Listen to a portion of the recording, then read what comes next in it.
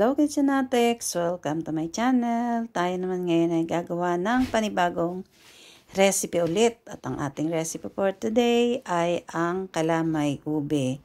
So para lagi pong updated sa ating mga recipe, just follow and subscribe. So let's get started!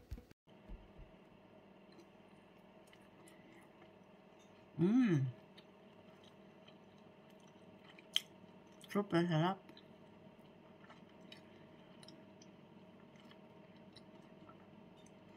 Masarap po, hindi siya sobrang matamis. At ito ang ating mga ingredients para sa ating ubi kalamay o kalamay ube. So, meron ako ditong malagkit. Ito yung glutinous flour. Meron din akong rice flour. Yung halaya ube natin. Sugar. Meron din tayong gata or coconut milk. Meron din akong obi powder. Ito yung obi flavor natin. Ang gamit ko ay CRB. Gagamit din tayo ng dahon ng saging.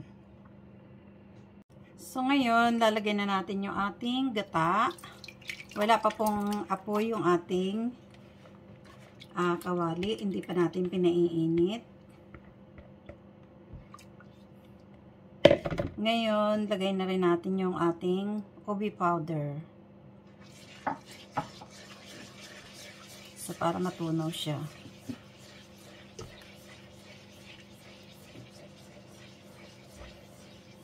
Haluin lang natin mabuti. Tapos, ilagay na din natin yung ating sugar.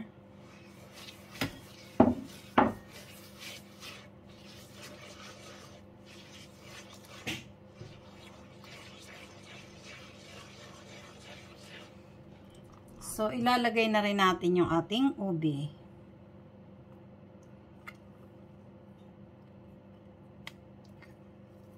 Yung ating halaya ube. Dudurogin lang natin yung ating, ismashin lang natin yung ube natin dito. Para mapino na din siya. Basta wala pa po tayong apoy yung ating kawali.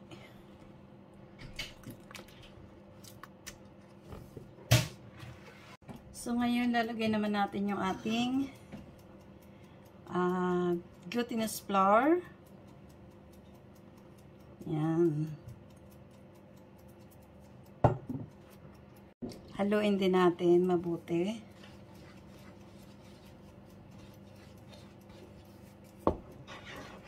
Sabay na rin natin ilagay yung ating rice flour. So, ngayon, painitin na natin. Lalagyan na natin ng apoy yung ating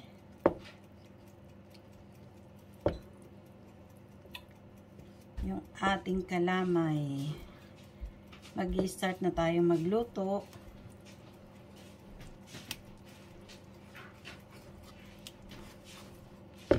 So, kailangan haluin lang natin mabuti.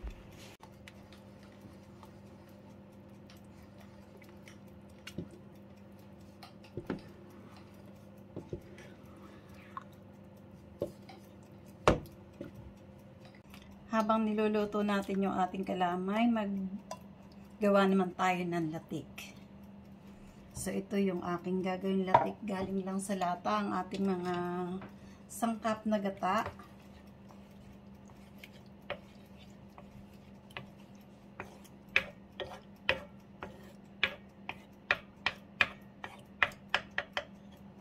So, ito yung gagawin nating palatik.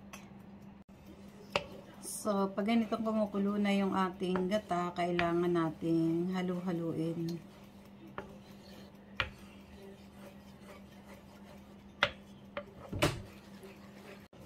So, dito sa ating kalamay ube, kailangan lagi din nating hahaluin. Ayan o, nagbubuo-buo na siya. So, madali po siyang kumapit sa ilalim. Kaya magandang kawaling gagamitin yung ganito na non-stick para hindi siya didikit.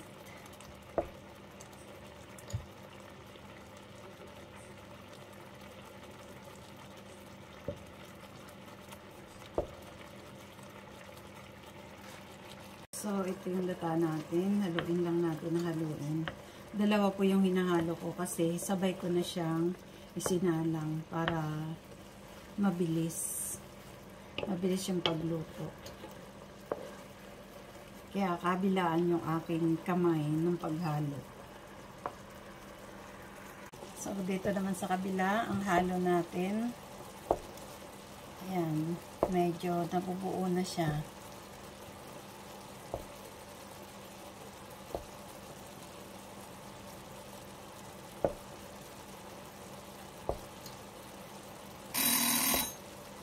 Ayan, tapos na rin yung aking pandesal. So, ayan, medyo malapit na. Bali, sa ganito na medyo natutuyo na, hihinaan na natin yung apoy. Ayan, hininaan ko na to. Para main-in siya.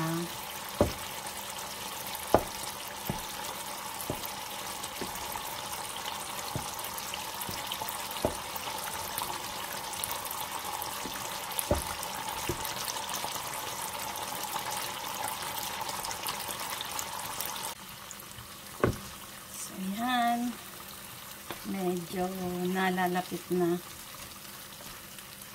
Basta mahina na lang yung apoy natin, ha? Kasi baka masunog.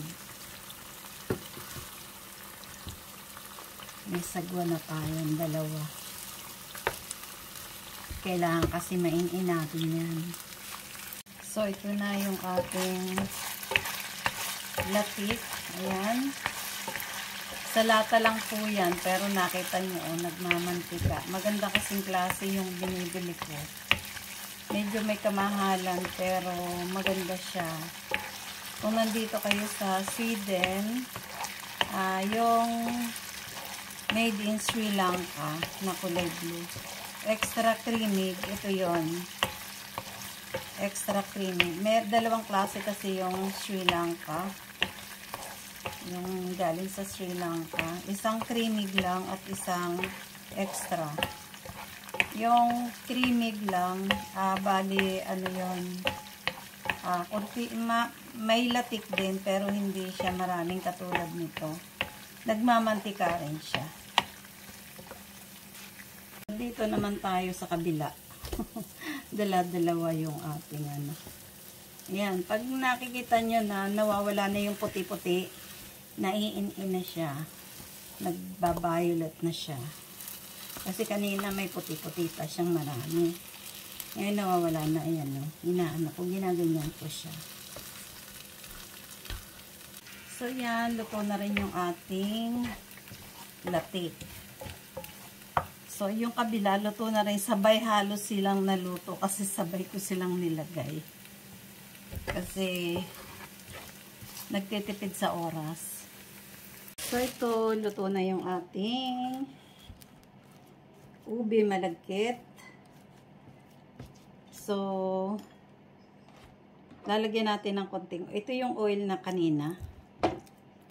Lagay natin sa ibabaw para hindi siya dumikit.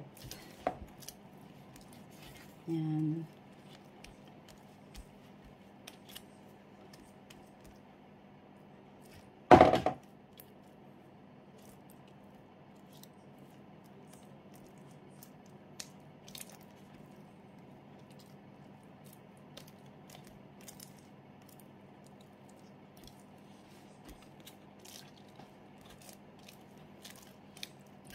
So, ayan. Aanihin lang natin ng dahon. Ganyanin natin ng dahon. So, bukas, saka natin ilagay yung toppings natin. Yung toppings natin na tawag dito, yung latik. Bukas na lang siya. Paglamig. O, ayan, no, hindi siya dumikit yung ating dahon. Ayan.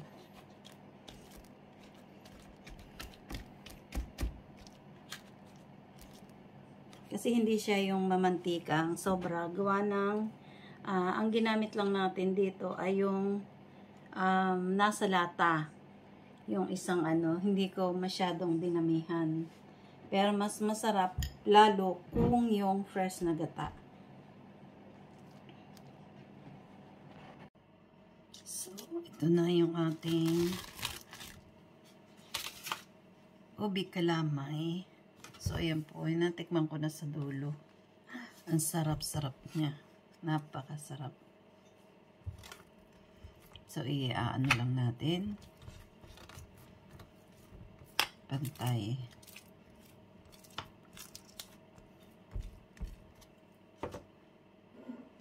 Tapos, lalagyan na natin ng latik. Ayan.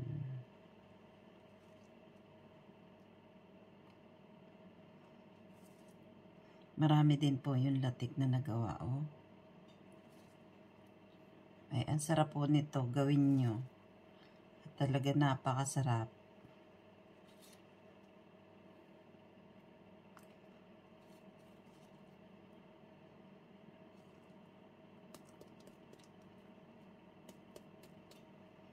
So, ayan. At titikman ulit natin. So, ngayon maghihiwa naman tayo ng ating titikman. Napakalagkit. Lagkit niya. Malikat.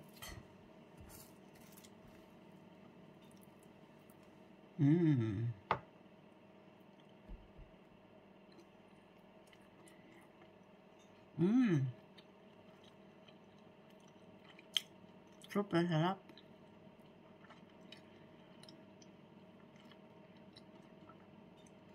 Masarap po, hindi siya sobrang matamis. Lalo na pag kinain nyo na may kasamang may kasamang latik kasi yung latik wala siyang sugar.